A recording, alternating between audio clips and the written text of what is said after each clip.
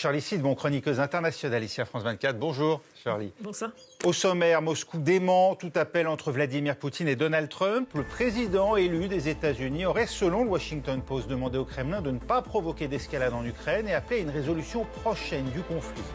Et puis ce sera jeudi au Stade de France. Emmanuel Macron sera présent en tribune au match France-Israël sous haute tension après les violences survenues à Amsterdam. Le Premier ministre néerlandais dénonce une violence antisémite pure et simple. C'est à suivre dans l'essentiel.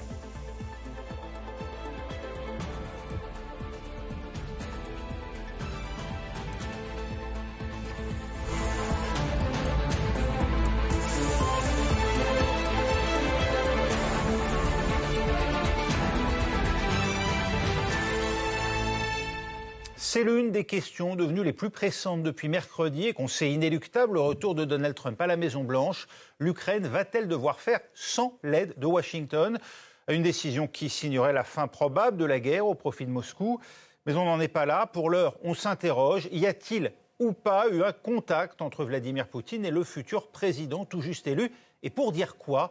Alice Broga pour les précisions.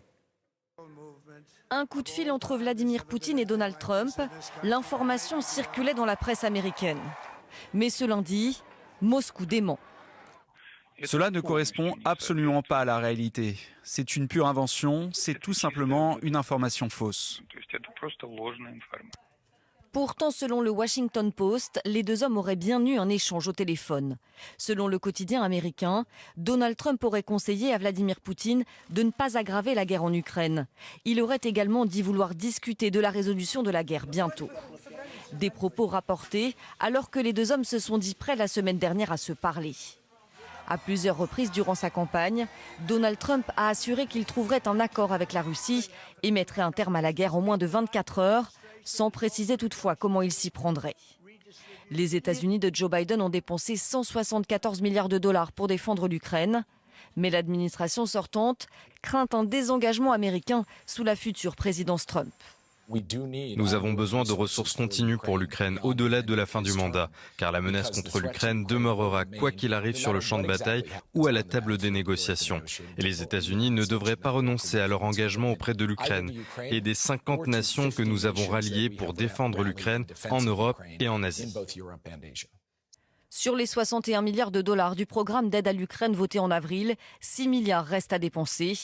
Washington a annoncé dimanche que cela serait fait avant l'arrivée au pouvoir de Donald Trump. On part à Washington rejoindre Mathieu Mabin. Mathieu, on craint un désengagement total des États-Unis de l'effort de guerre en soutien à l'Ukraine. Alors, la posture générale des États-Unis en Ukraine sous le mandat qui s'annonce être évidemment, je ne crois pas prendre beaucoup de risques en disant qu'il s'agit, à l'exception du dossier de Taïwan, du dossier qui préoccupe le plus les chancelleries occidentales aujourd'hui. Et c'est notamment vrai pour votre côté de l'Atlantique, Raphaël, où les décisions qui seront prises par la Maison-Blanche en janvier vont avoir des répercussions considérables sur la stratégie de défense de l'Union européenne, notamment. L'utilisation des avoirs russes gelés et concrètement la place que le vieux continent veut occuper dans le monde pour les décennies à venir. Si Donald Trump choisit de fermer de manière brutale le robinet de l'aide militaire à l'Ukraine, l'Europe se retrouvera condamnée à assumer ou à abandonner ses rêves, ni plus ni moins. Et pour être un peu plus concret, rien n'indique aujourd'hui que l'Union européenne a les épaules suffisamment larges pour assumer seule la défense de l'intégrité territoriale ukrainienne. Et donc, techniquement, celle de l'Europe.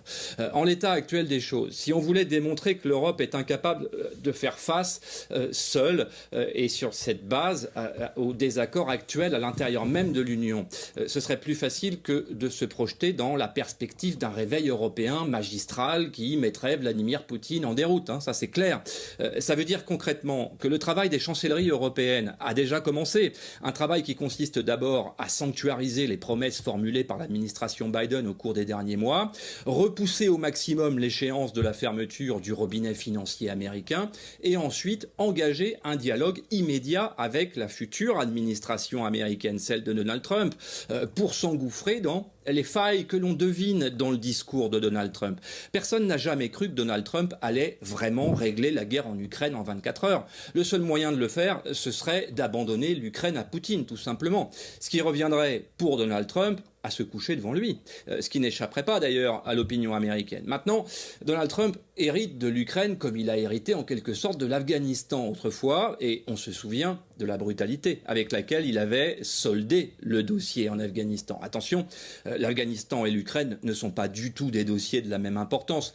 Concrètement, l'opinion américaine ne se souvient pas de l'Afghanistan que pour l'aspect calamiteux du retrait. Mais un Poutine triomphant, en revanche, menacerait directement l'avenir de l'Amérique. Surtout si, sur le terrain, Vladimir Poutine doit ce triomphe en grande partie à la Chine et à la Corée du Nord. Niagale Bagayoko, pensez-vous que Donald Trump ne peut pas se permettre, vis-à-vis de son opinion publique, de donner le sentiment de capituler face à la Russie, en tout cas de donner à Vladimir Poutine ce qu'il recherche, ou qu'est-ce qu'il pourrait au contraire être tenté de négocier un accord de partage sur la ligne de front actuelle? Moi, je pense que l'opinion publique américaine ne s'intéresse absolument pas à ce dossier. Donc elle ne jugera pas que Donald Trump l'a trahi. Elle ne mesure pas, en tout cas son électorat, à mon avis, ne mesure pas la grandeur de l'Amérique, dont le retour lui a été promis, à l'aune du dossier ukrainien. Je pense vraiment que c'est secondaire. Maintenant, en revanche, les acteurs qui aujourd'hui sont sur le terrain, notamment ce retour en force de la Corée du Nord, il faut quand même aussi l'inscrire par rapport à ce qui s'était produit sous le premier mandat de Donald Trump, qui s'était prévalu d'arriver à discuter justement avec tout le monde, y compris avec Kim Jong-un. Ce sont des images qui ont fait le tour du monde. Donc peut-être que voir l'acceptation d'un compromis malgré la présence de ce type d'ennemi ne sera pas forcément perçu comme une contradiction avec ce qui a été promis, mais finalement comme s'inscrivant dans la continuité de ce qui a été fait précédemment, y compris vis-à-vis de Vladimir Poutine. Quand même, les liens très ambigus entre les deux hommes existent depuis le début de la campagne de Trump en 2016, d'ores et déjà. Donc moi, je ne pense pas qu'il y ait un risque de désaffection de l'électorat américain qui n'attend, à mon avis, absolument pas Donald Trump sur ces dossiers internationaux. Charlie, Donald Trump peut, à la ligne de partage actuelle, donner à la Russie ce qu'elle a déjà conquis, sous peine de passer pour un leader faible aux yeux de son opinion publique, ou bien au contraire, ça n'aura aucune importance. Et puis est-ce que la Russie elle-même souhaite la ligne de partage actuelle, ou au contraire pousser son avantage davantage encore ? Beaucoup de questions. Alors, comme on vient de le dire, eh bien, il ne s'agit pas pour lui d'une faiblesse, puisqu'il a promis à ses électeurs de ramener tous ces milliards, d'arrêter de dépenser sur cette guerre. C'est ainsi qu'il montre ce dossier ukrainien qui est bien plus important, mais c'est comme ça que les électeurs, beaucoup d'électeurs ont été convaincus par ce type d'argument. Ils veulent régler les questions économiques, les questions d'inflation en priorité, et donc pour eux, ce ne serait pas une défaillance, ce ne serait pas une faiblesse. D'ailleurs, quand il dit « je vais ramener la paix ou je vais régler cette histoire en 24 heures », il ne dit pas qu'il va amener la victoire aux Ukrainiens. Il va arrêter de dépenser pour l'Ukraine. Ce qu'a dit d'ailleurs son fils sur X. Il a prévenu le fils de Donald Trump, Volodymyr Zelensky, que ce serait la fin des allowances américaines. Exactement. Donc pour les Trump et pour beaucoup d'Américains, la paix n'est absolument pas égale à la victoire. Mais il est intéressant quand même de remarquer ce premier contact énigmatique. A-t-il eu lieu ou pas? On ne sait pas. Washington Post qui cite plusieurs sources anonymes. Est-ce qu'il a eu lieu? Est-ce que c'est un début justement d'un jeu tactique entre les deux? Vladimir Poutine qui fait dire par M. Peskov que personne ne l'a, c'est de la fiction, personne ne l'a même contacté, que lui se tient prêt, il est prêt à dialoguer. Est-ce que c'est le début de cette discussion, de ce bras de fer? Oui, Emmanuel Macron lui recevait aujourd'hui le Premier ministre britannique Keir Starmer à l'occasion de la commémoration de l'armistice. Il est resté très ferme dans la volonté des deux pays de continuer à soutenir l'Ukraine, Niagale Bagayoko, parce qu'on fait contre mauvaise fortune bon cœur, ou il y a vraiment, d'après vous, la conviction que l'Europe peut seule continuer à soutenir à bout de bras l'effort de guerre ukrainien, quelle que soit la décision américaine? Mais le problème, c'est que Emmanuel Macron, depuis un certain temps, ça n'a pas toujours été cette position de soutien sans aucune ambiguïté, sans aucune réserve à l'Ukraine. Mais depuis qu'il se positionne de cette façon-là, il essaie d'emmener les Européens derrière lui. Et on voit très bien qu'il y a énormément de difficultés face à ça, tout simplement parce que les plus menacés par ce qui se passe en Ukraine sont évidemment les pays d'Europe centrale qui pensent avant tout être protégés par le bouclier otanien et non pas par un investissement accru dans la défense européenne. Et ce n'est malheureusement pas en quelques semaines ou en quelques mois que l'on va construire cette défense européenne que l'on peine à mettre sur pied depuis 1998, c'est-à-dire depuis la déclaration de Saint-Malo franco-britannique, justement, déjà à l'époque. Shirley, les Européens, ils peuvent continuer, même si Washington ne les soutient pas. Ils sont obligés aujourd'hui d'adresser ce message, mais il ne faut pas le prendre pour argent comptant. Peut-être que demain aussi se rallieront à un éventuel plan de paix de Donald Trump.